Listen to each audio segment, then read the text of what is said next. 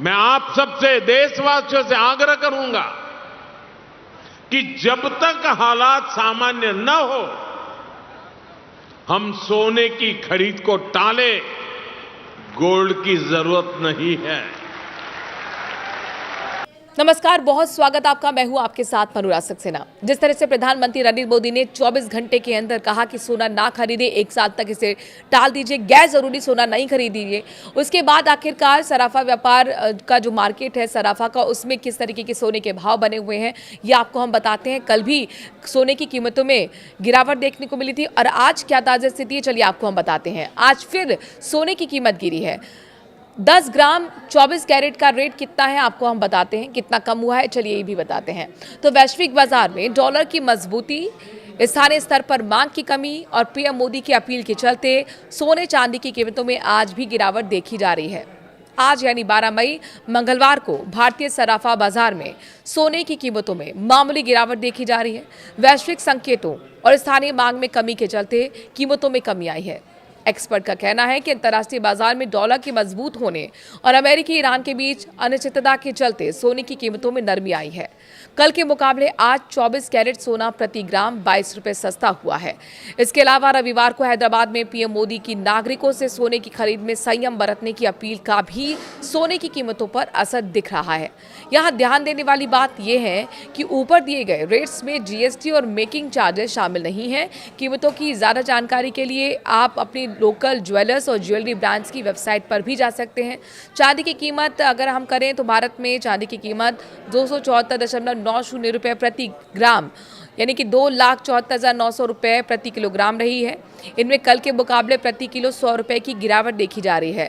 दिल्ली, मुंबई, कोलकाता, बेंगलुरु और हैदराबाद के साथ पुणे, वडोदरा, अहमदाबाद में आज चांदी की कीमत प्रति 10 ग्राम 2,449 रुपये और प्रति किलो 2,74,900 रुपये है। चेन्नई में इन शहरों के मुकाबले कीमत थोड़ी ज़्यादा है। यहाँ 10 ग्राम चांदी की कीमत 2,851 रुपये, 100 ग्राम की कीमत 28,510 रुपये और प्रति किलो 2,85,100 रुपये है। शेयर बाजार में भी मंगलवार को अमंगल नजर आया है। सोमवार को बड़ी गिरावट देखने के बाद सप्ताह के दूसरे दिन भी दोनों इंडेक्स खुलते ही क्रैश हो गए। बीएसई सेंसेक्स ओपनिंग के साथ ही करीब 100 अंक से ज्यादा टूट गया है। हालांकि कल आपको बता दें कि सोने की कीमतों में 600 रुपए की गिरावट आई थी और आज की बात यहाँ पे सामने आ रही कि लगभग 220 रुपए की सोने की कीमतों में गिरावट आई है। लेकिन यहाँ पर जो एक्सपर्ट हैं वो ये मानते हैं कि आखिरकार सोने के भाव आगे बढ़ेंगे या कम होंगे, ये पूरी तरह से युद्ध की स्थिति पर निर्भर करता है।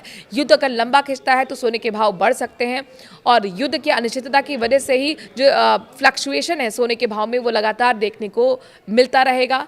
अपने दर्शकों को बता दें कि जिस तरीके से 28 फरवरी को अमेरिका ने ईरान पर हमला किया था, उसके बाद 2 महीने की बीत जाने के बाद भी ये युद्ध लगातार लंबा खिंचता हुआ दिख रहा है और इसीलिए जो कच्चा तेल है अंतर्राष्ट्रीय स्तर पर उसकी कीमतें भी $100 के पार पहुंच चुकी हैं। यही वजह है कि महंगाई भी अब आगे आने वाले समय में बढ़ सकती है, क्योंकि एफएमसीजी जो कंपनीज हैं वो माना जा रहा है कि उन्होंने अपने प्रोडक्ट्स को महंगा करने की तैयारी कर ली है। या तो वो आपके लिए वजन प्रोडक्ट का कम कर देंगे या फिर ग्राम के हिसाब से उसकी कीमतों को बढ़ा सकती हैं और कुल मिलाकर आपकी जेब पर अब एक बड़ा बोझ पड़ने वाला है।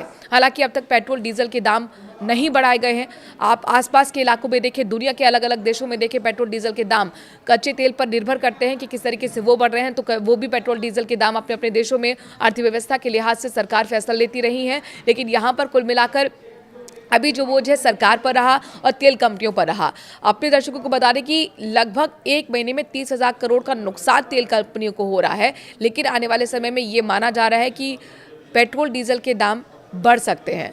ऐसे में आपकी क्या तैयारी है और जाहिर तौर पर सोने को लेकर जो प्रधानमंत्री की अपील है कि सोना 1 साल के लिए कम से कम ना खरीदें, उसके सीधे सीधे पीछे कैलकुलेशन यही होता है कि सोना इंपोर्ट होता है, यानी कि आयात होता है, दूसरे देशों से आता है और जब कोई भी चीज़ दूसरे देशों से खरीदी जाती है तो वो डॉलर में खरीदी जाती है। इससे फॉरेन जो करेंसी है वो बाहर चली जाती है। तो प्रधानमंत्री का सीधा सीधा कैलकुलेशन यही है कि इकोनॉमी को स्थिरता बनाए रखें और जो घर का पैसा है वो घर में ही रहे और जो बाहर का पैसा हमारे पास आ गया है वो ना जा पाए बाहर।